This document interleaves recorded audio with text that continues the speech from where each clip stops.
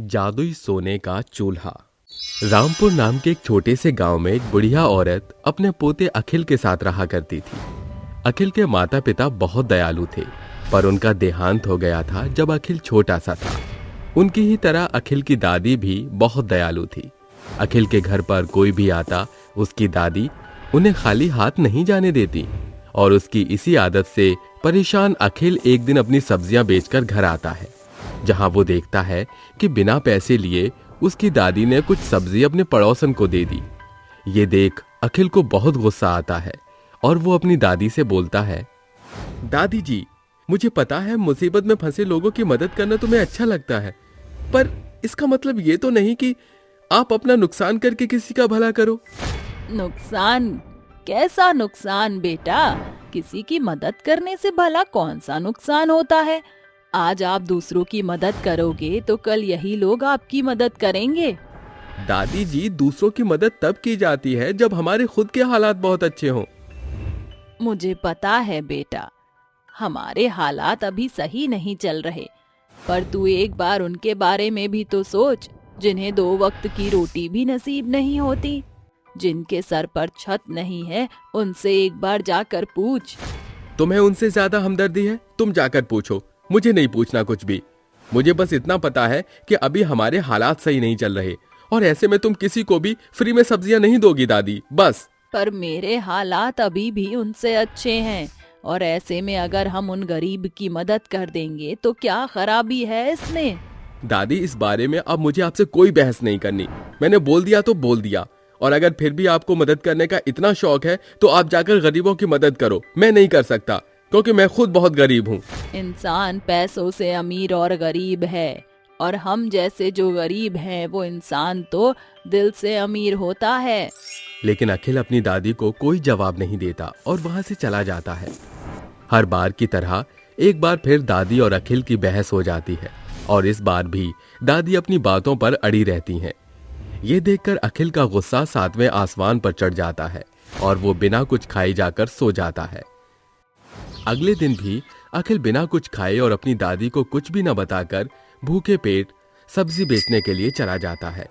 ये देखकर दादी को बिल्कुल भी अच्छा नहीं लगता, और रात को जब अखिल घर आता है तो दादी उससे बोलती है, मैंने खाना लगा दिया है, कुछ खा ले बेटा। मुझे भूख नहीं है, मुझे कुछ नहीं खाना। बेटा, तूने कल से कुछ नहीं खाया है। अगर तू ऐसे ही खाना नहीं खाएगा तो तेरी तबीयत खराब हो जाएगी। होती है तो हो जाए, तुम्हें इससे क्या फर्क पड़ता है?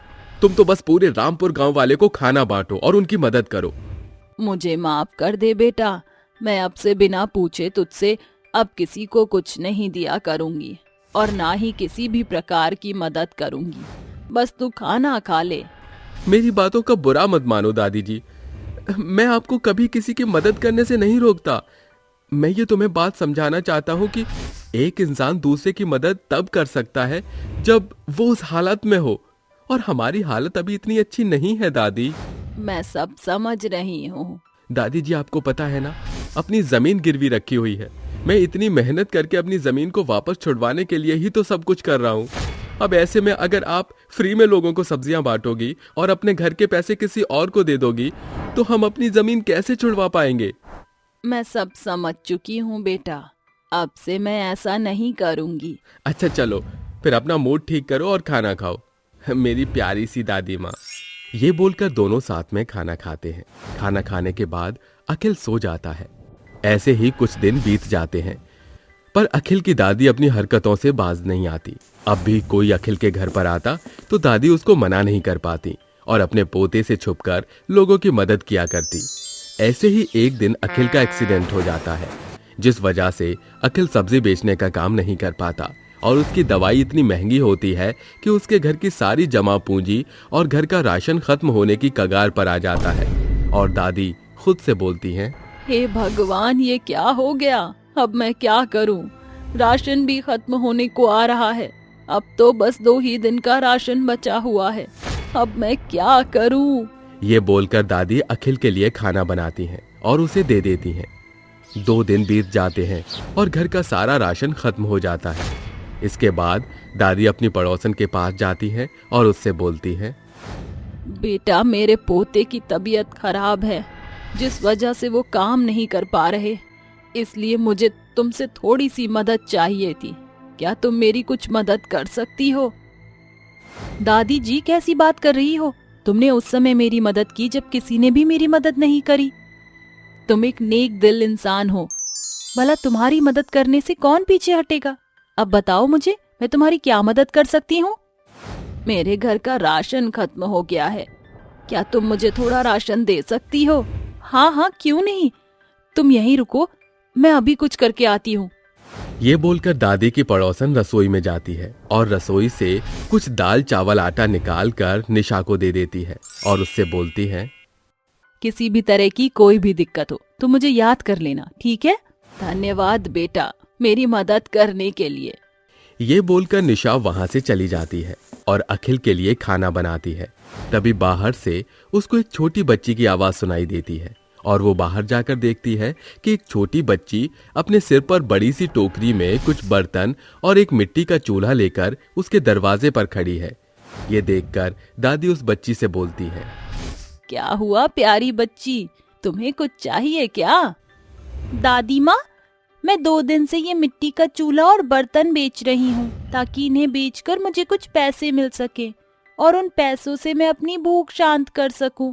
पर कोई भी मुझसे ये मिट्टी का चूल्हा और बर्तन नहीं ले रहा। इसे तुम ले लो माँ। बेटा, मेरे पास इतने पैसे नहीं हैं कि मैं तुमसे ये मिट्टी का चूल्हा ले सकूं। पर हाँ, मैं तुझे खाली पेट नहीं जाने दूंगी।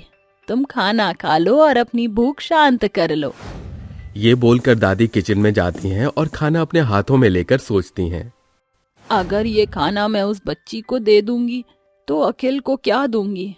पर अभी इस खाने की जरूरत बच्ची को ज्यादा है। ये खाना मैं बच्ची को दे देती हूँ, अखिल के लिए फिर किसी से मांग लूंगी।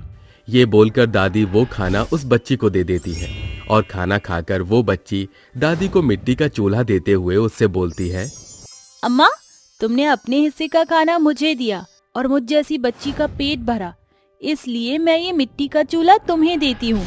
ये कोई साधारण मिट्टी का चूल्हा नहीं है, ये एक जादुई चूल्हा है। तुमने मेरा पेट भरा, इसलिए ये जादुई चूल्हा तुम्हें कभी भूखा नहीं रखेगा। इस जादुई चूल्हे में ये बर्तन रखकर तुम जो कुछ मांगोगी तुम्हें मिल जाएगा।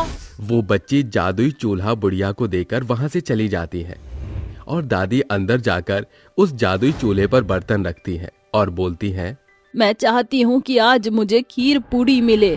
दादी के ये बोलते ही पहले वो चूल्हा मिट्टी के चूल्हे से सोने के चूल्हे में बदल जाता है और फिर जादुई चूल्हा बर्तन भरकर निशा को खीर पूरी बनाकर दे देता है, जिसके बाद जादुई सोने के चूल्हा पर रखे हुए बर्तन सोने के हो गई। ये देखकर दादी को समझ आ गया कि ये कोई मामूली चूल्हा नहीं है। हे भगवान, उस बच्ची ने सच कहा था, ये कोई मामूली चूल्हा नहीं है। थोड़ी देर बाद जब उस चूल्हे की आग ठंडी होती है और जब वो राख बन जाती है, तब इस राख को निकाल देती हूँ। शाम को इसमें फिर लकड़ियाँ डालनी होंगी। और जब दादी राख को उठाने के लिए जाती हैं, तब उस राख में से काफी तेज चमक आने लगती है और थोड़ी देर बाद वो राख भी सोना और पैसों में बदल जाती है। हे भगवान, ये क्या चमत्कार हो रहा है? तभी उस जादुई सोने के चूल्हे में से वो बच्ची निकलती है और बोलती है, अम्मा, इसका कभी भी गलत इस्तेमाल मत करना, हमेशा लोगों का भला करना। और इतना कहकर वो चली जाती है। इसके बाद दादी उस जादुई सोने के चूल्हे से कहती है, हे जादुई चूल्हा, मुझे मेरे बेटे का इलाज कराना है तो मुझे कुछ पैसे दे दो। दादी के इतना कहते ही चूल्हे में से 2000 के नोट निकलने लगते हैं, जिससे दादी अपने बेटे का इलाज करवा लेती है। और इससे पहले जो राख जादुई चूल्हे में सोने की बन गई थी, उसे बेचकर दादी को जो पैसे मिलते हैं, उससे दादी दूसरे गरीब लोगों की मदद करती हैं। अब अखिल भी उसको किसी की मदद करने से नहीं रोकता, क्योंकि अब दादी माँ को जादुई सोने का चूल्हा मिल गया था, जिससे मिले सोने और पैसे से ही वो हमेशा दूसरों की भलाई करने लगी थी।